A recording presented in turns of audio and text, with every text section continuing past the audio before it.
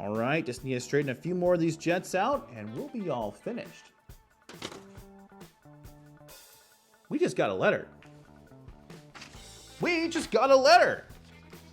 We just got a letter. I wonder who it's from. Oh, it's from our friends over at Dig Pig. Dear Disorderly Cone, we loved your review of our Dig Pig silencer nozzle. Thank you guys. As a thank you from our team, we invite you to the 2024 WWETT Show as our special guest. Here, you'll have the opportunity to meet industry leaders, innovators, and other operators. We look forward to seeing you there. Sincerely, the Dig Pig team. Well, this is extremely exciting. I've never been to the WWETT Show, let alone a special guest. This is going to be a lot of fun. You guys are going to have to come too. Come on, let's go.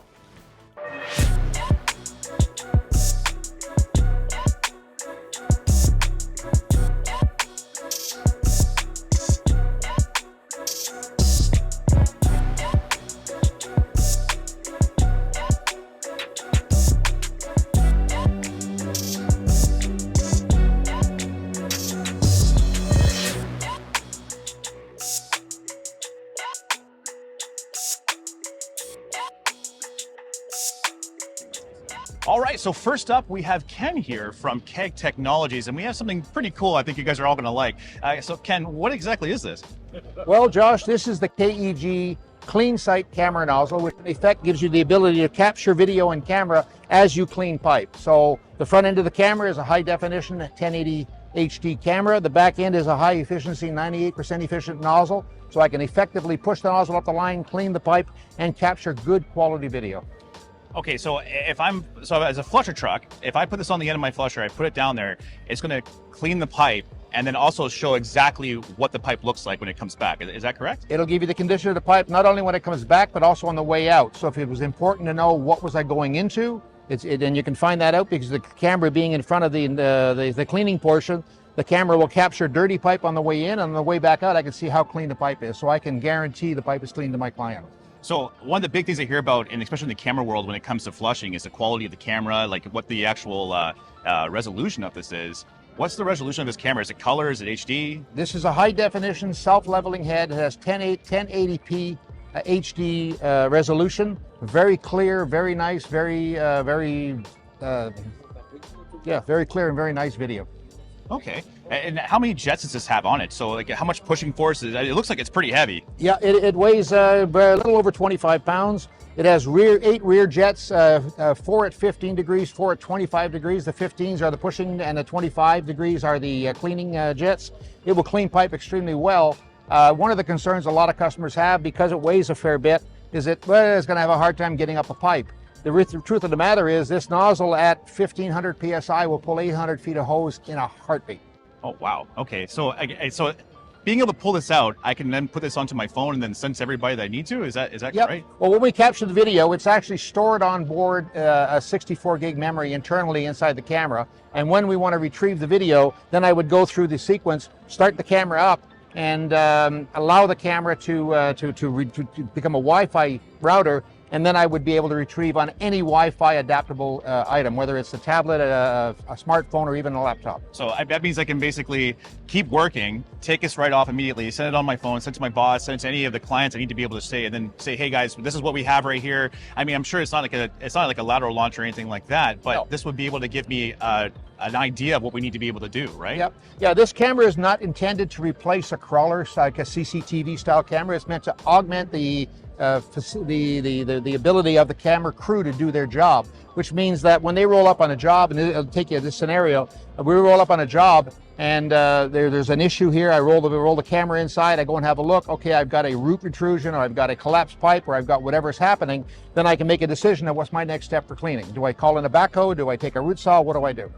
That's a really awesome piece of equipment. And how do I charge this? Is it like is there something I got to take off, or is it do I got to take it apart in any way? How do I do this? No, there's a lithium-ion battery in the back of this, which will give you about 5 hours of video making time. But when it does need to be re-energized or recharged, quite simply, there's a plug in the front end here that we put the charger into, and it'll recharge in about 2 to 2.5 hours once it's empty, once there's nothing left in the battery. Those are pretty bright lights on the front, I imagine. On the front end, yeah. What we can do here, we can start it up. Again, I mentioned this is a industrial tool to be used by sewer flush crews, so it's made to resist and stand up to abuse or misuse. And the intent here is everything here is sealed, including the on-off switch, which has a magnetic switch under here. And if I hit this once, you can see I've got a little red LED that's lit up here, and then give or take 20 seconds, you'll see the start to strobe light. 10 or so seconds after that, the white lights will come on, and it's got 8 LED lights with a fisheye look to them, so it's a floodlight that will go out and give you very good quality lighting inside the pipe. Now, one thing I want, just curious about that. Oh, there it goes right now. That's actually starting to strobe. Yep. So, and after about 10 seconds of this, it's going to go into solid. Wow. Okay. And how does, now imagine when it's down inside the line there and all the debris being pushed by, how does that lens stay clean? Does it stay clean really well? Quite simply, because of the effect of the nozzle inside, the lens from the front end will have water and debris coming towards it. When that stuff hits, if it does hit the front end, you see the lights have just come white now. As the debris hits the front end of the lens, there's also a bit of water coming with it, and that water helps to rinse things off. The other thing we do quite often is use a little bit of a product, either Dawn dishwashing liquid or the like a Rain-X or? Rain-X, thank you. I missed No it. worries. A Rain-X product on the front end just to keep things clean and simple. That is a really awesome piece of equipment. I can see a lot of guys having an application for this, especially for me. Like, I do a lot of flushing sometimes, and being able to see what's down there, again, just to be able to give that right away to my boss and be like, hey guys, this is exactly what we're getting into. Like, it seems like a really great solution. I don't have another crew coming out there. I can keep working as well, like immediately after. And you can resolve the problem today rather than go away, send a camera crew in tomorrow, come back next week to finish flushing and everything else. You're here, you're set up, get the job done, get it finished. This is the kind of revolutionary equipment that I'm looking to showcase, and I'm really excited to be able to actually share this with everybody. And Ken, man, I really appreciate having you interview with me today. It's been a pleasure. Thanks again. No, absolutely. All right, guys, let's see what's on next.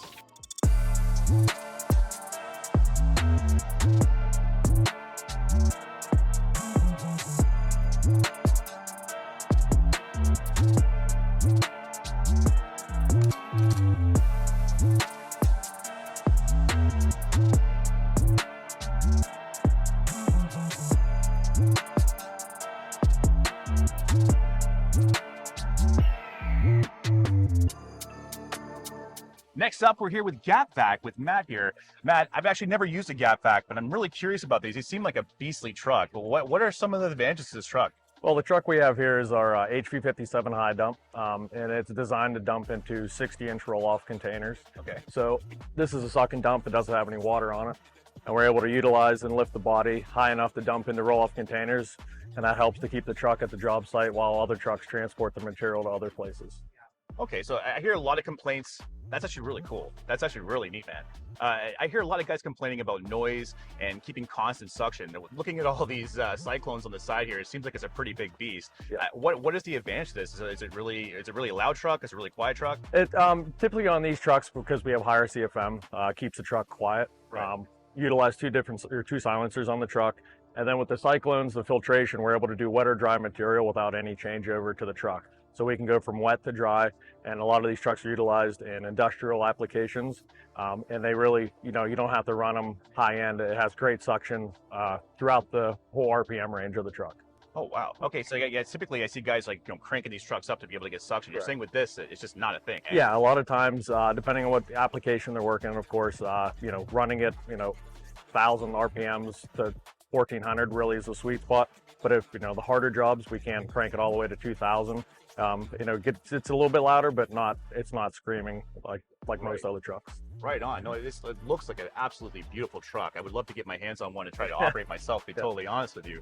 So is there anything else about this truck that just stands out in the industry that makes it even that much better? Yeah, so the simplicity of it. When we build our trucks, we want to make sure that everything is easily accessible for the operators and the mechanics that work on them. And they're built for longevity. So we know that the contractors run them through harder paces than most municipalities. So it's got to be built well. It's got to work every day, just like, they work every day. So just being able to build a truck that lasts, for their entirety of the days and stuff like that. I don't know. I'm messing up now. So. No worries, man. I really appreciate your time here today, man. Next up, we're here with Tristan from Pipe Trekker. These guys have some pretty cool stuff, including these really awesome aqua robots. Tell me, what are some of the advantages to these? So our underwater ROVs here, great for water tanks, tank inspections, reservoirs, dams, bridges. essentially anything you want to get your eyes on underwater, that's what this is going to do. So we sell to USDOT, we sell to contractors, municipalities, anybody that you would use divers for inspection. This is a great tool, A, to help out the divers, or B, just to be able to get eyes on when you don't want to send a diver into an area. Absolutely. Now, I've seen these drones before. It looks like it's very similar technology to it. Absolutely, yeah. So it's done with a handheld controller here. So you've got your 4K camera right on board, be able to operate the unit just like this. So extremely easy to use. Oh, absolutely. And you got your up, down. Oh, yeah. Yep. That's beautiful. That is very responsive, too. That's very responsive. That's a great piece of equipment. Now, when it comes to this, you have to do a lot of training for, or is it pretty intuitive? It just kind of goes through? It's very, very easy to operate. Like I said, you've had no training before this, but you've got 2 joysticks on the front, forwards, backwards, left, right, and then you've got your up and down to be able to bring you up in the water column or lower in the water column, depending on what you need to go with. Tons of lighting on board. Everything is battery operated, so you're going to run on average about 8 hours for a single runtime. So it's extremely portable. It's a controller down to the reel, and then the unit itself. Now, with something like this, what kind of quality video am I getting? Am I getting HD or am I getting normal? You're getting full 4K HD. 4K. We have 4K and 1080, depending on what you're looking for. We have tons of lighting so that we even darker murky water you can see through, and then we can add add-ons like sonars or whatnot to be able to see when you have no visibility. Now, when it comes to taking the video off the unit, is it something that's local on it, or is it something that's sent radio to me? Nope. So it's all up on the top side on your handheld controller. Oh, so wow. We've got an SD card out here, USB, HDMI, Ethernet. So whatever preference you're looking for, all done right through the handheld controller. This is an absolute piece of equipment, mate. You guys should be very proud of this. This is an amazing piece of kit. Thank you. I really appreciate your time today. Absolutely. Let's Thank see you. what else is next. All right, next up, we have Dave from Rapid View. You guys have some really awesome robots, some really awesome crawlers. What is this? So what we brought to the show this time is MicroGators. So we have 2 different MicroGators here. They're rehabilitation cutters. So we have, this one's called the MicroGator. It's basically a cutter that will do from 8-inch lines up to 32-inch with 1 cutter. It's a fully electric cutter. We make the same thing in air, but we have a pan camera with a air curtain to keep the debris off with 4th axis and a 4.7 horsepower motor. But this one actually has a forward viewing camera. So that way you can see the laterals as you come up to them to be able to cut them, or anything that, like another manhole or another protruding tap or something like that. This one is the MicroGator 150, which is a brand new product for us for 6-inch and up. Electric again, has interchangeable front ends, fully electric, has air, water, with an air curtain as well on it to keep debris off. It's an absolute beast of equipment, and they look really, really cool. Especially they're heavy as well. Yep. Now, when it comes to quality of the camera, what kind of image am I looking at? Am I looking at black and white? Am I looking at color? The fully color camera, again, it's high quality, high resolution. It's a fiber optic cable so that we can transfer image as well as data. Right on. And I've had some problems in the past with some of my robots, actually having some issues with the back cables. Sure. What have you guys done with this particular one in comparison to others, or is it around the same? Well, as far as the connector itself, it's air charged, so Right. that way we can keep water out from getting in and damage the electronics. It's fully sealed, fairly easy to do a termination on. The cable itself, the biblical cord, instead of having to have 2 different cords with air and water, it's all contained within itself. That's a beefy cable too, a really beefy cable. And these are really nice trailers as well, I gotta say. I've been looking inside, they're absolutely beautiful. It's a really well-engineered piece. I'm assuming, again, all the wheels can be changed out, everything can be what application I'm going for, correct? Sure. Right, modularity is king with us. What we can do is all of our wheels can go from our cutter to our tractors. Same way with this small one, it can go from our cutter to our small tractor. It's plug and play. We can have a camera system on the truck as well and be able to run it from the same controller. We're using the same recording device and same software. This is all made by eBach out of Kiel, Germany. We're based out of Rochester, Indiana, 100 miles away. Oh, this is absolutely a beautiful piece of equipment. Hey, I really appreciate you taking your time with me and explaining this today. Thank you very much. Cool piece of equipment. All right, guys, let's see what else we got.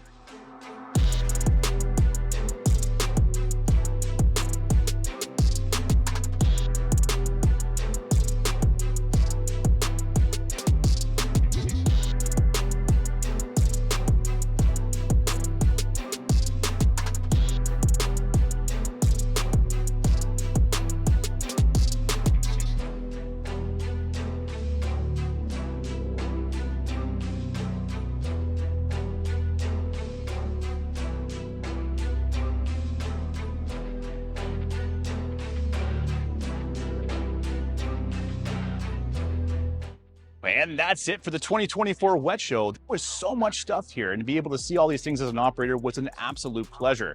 Being able to speak to different manufacturers and actually see how these products are intended to be used was an absolute education. And thank you so much to all the people out there that were able to explain things to me and show off their really awesome stuff.